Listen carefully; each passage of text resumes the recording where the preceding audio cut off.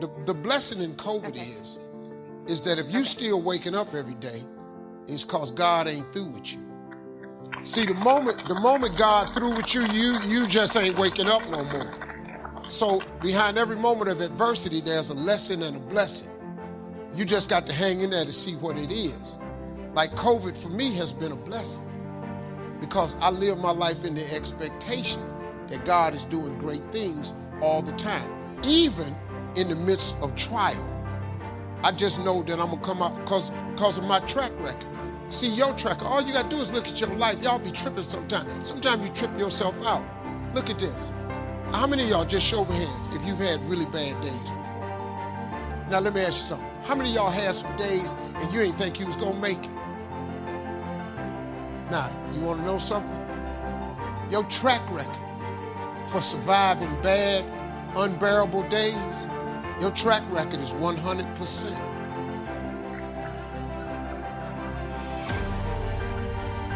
So if God done brought you through all of them, why he ain't gonna get you through the rest of them? See, once you understand that, you can get on with living.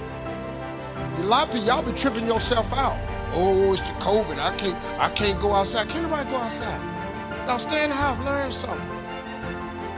Get connected, get spiritual. You can't go nowhere, talk to God. What?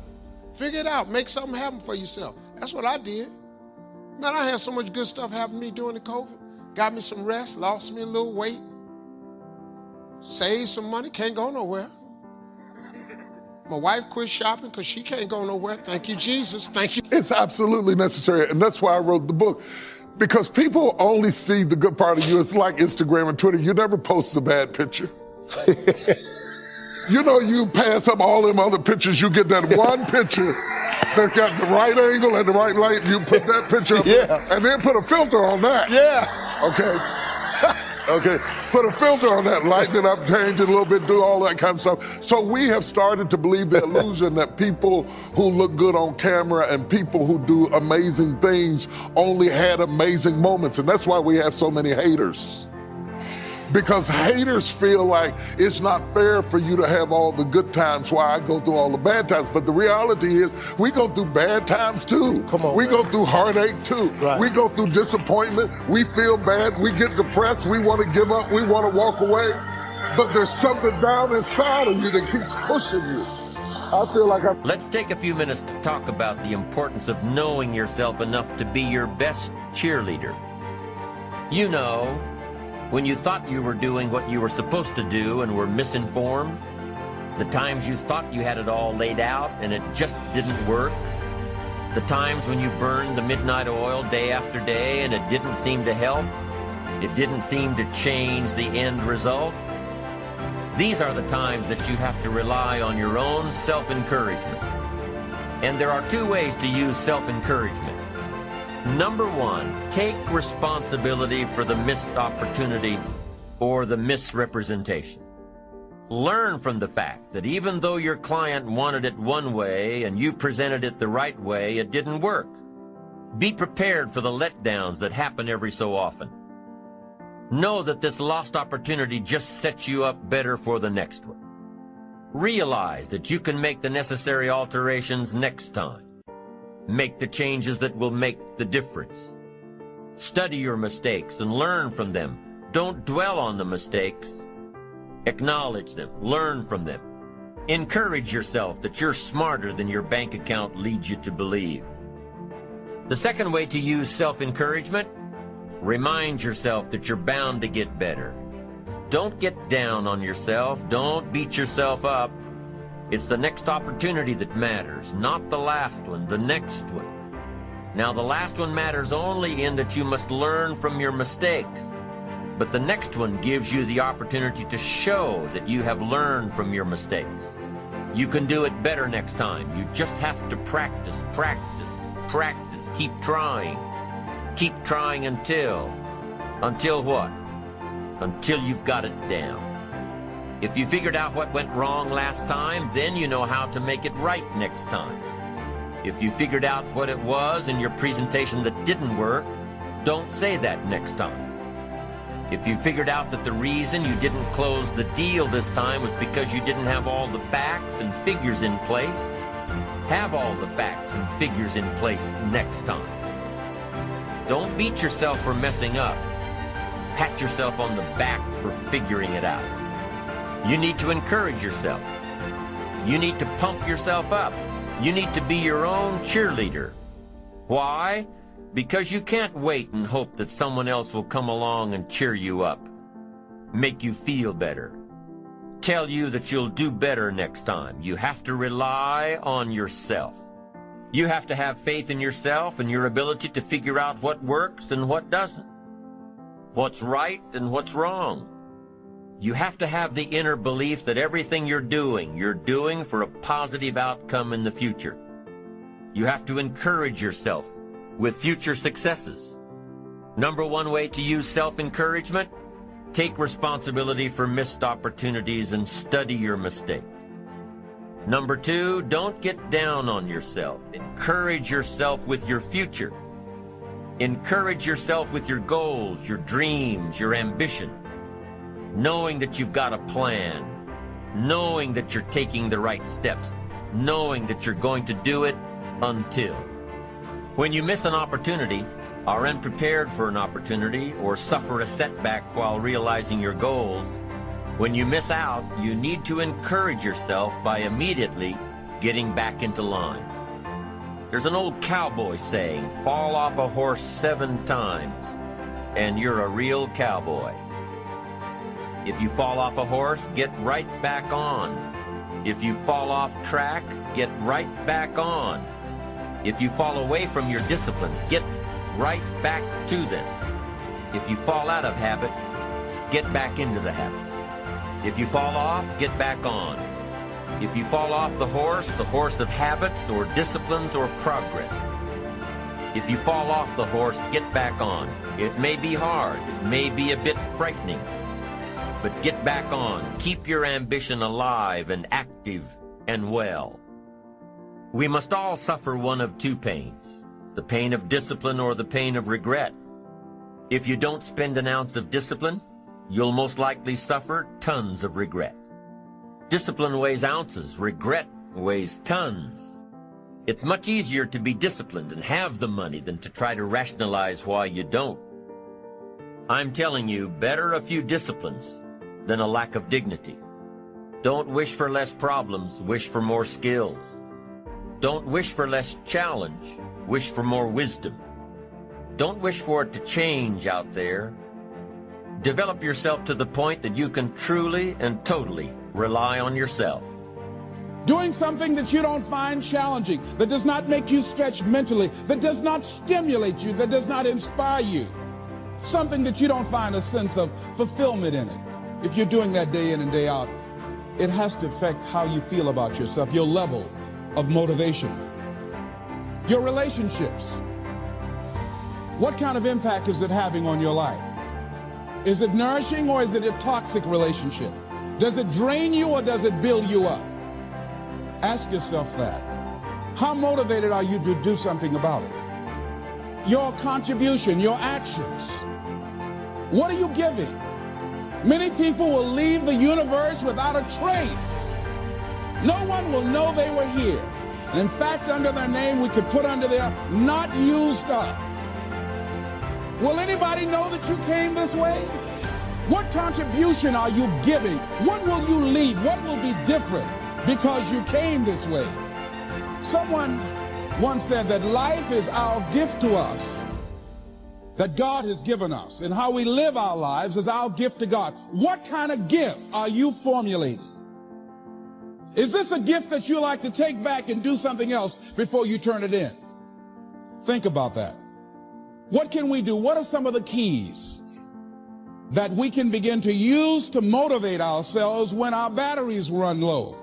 Because I don't care who you are, I don't care what you do, at some time you are going to get tired. At some time you're going to get in a rut. Seem like nothing you do works out right. And sometimes it just seems like you just don't have the wherewithal or the will to do anything.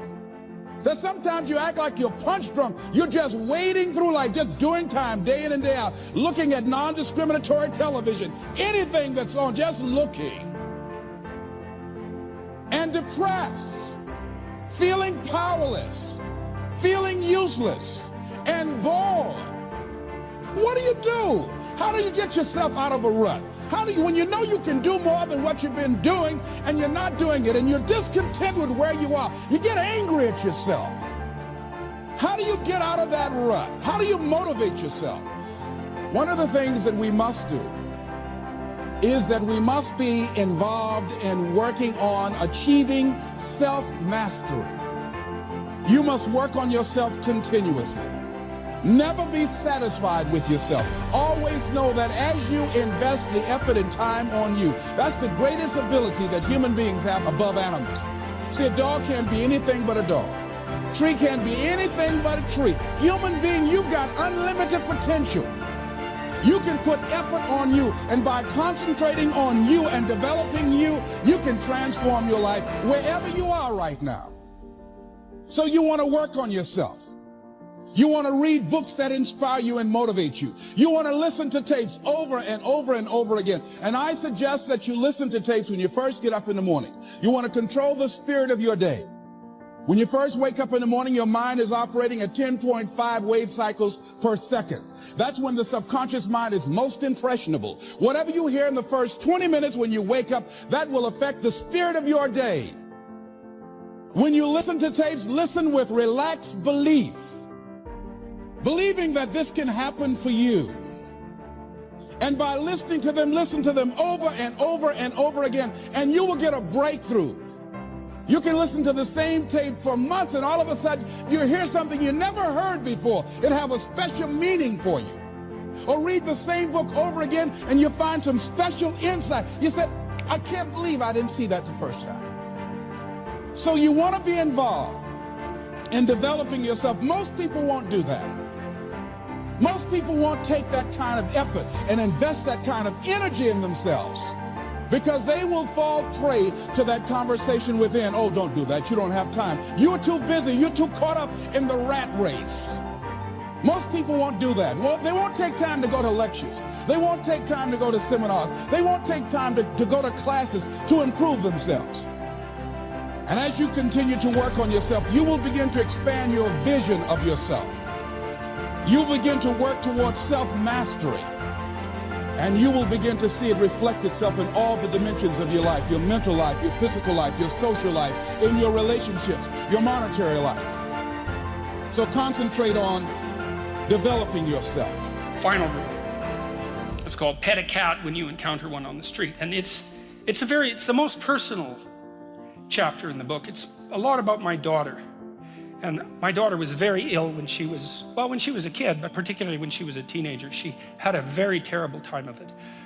She had juvenile rheumatoid arthritis, and when she was between the ages of 14 and 16, it first destroyed her hip, which had to be replaced, and then it destroyed the ankle on her other leg, which had to be replaced. And she walked around for 2 years on broken legs, and she was taking massive doses of opiates and could hardly stay awake, and she had this advanced autoimmune disease, which produced all sorts of other symptoms that were just as bad as the joint degeneration, but which are harder to describe. And so it's just bloody brutal.